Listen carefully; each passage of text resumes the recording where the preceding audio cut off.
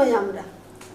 আমি ব্যক্তিগত ইনকাম করব, আমার চেম্বার এখানে থাকবে, আমার চেম্বার ছেড়ে আমি ওখানে যাব না, সেই কারণেই আমাকে এখানে থাকতে হবে, এটাও কিন্তু মাথায় রাখবেন না।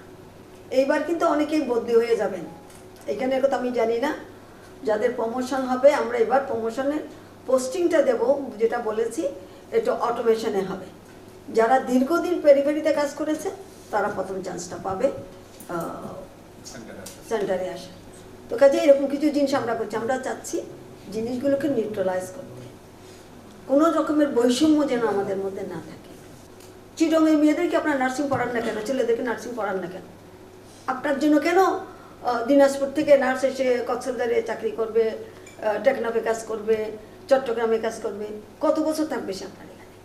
আপনাদের মেয়েদেরকে, আপনাদের ছেলেদেরকে কেন আপনারা নার্সিং পড়াতে চান না? সবাই তো খালি ইউনিভার্সিটি জেনারেল লাইনে পড়াচ্ছেন, এইসব লাইনে দিচ্ছেন না কেন? এখানে তো দিলেই চাকরি। Care giver, lakh lakh care giver Japan UK নিয়ে যাবে, কেয়ার গিভার আপনারা বানাচ্ছেন না কেন? সবাই খালি চাকরি খোঁজে, কিসের চাকরি খোঁজে?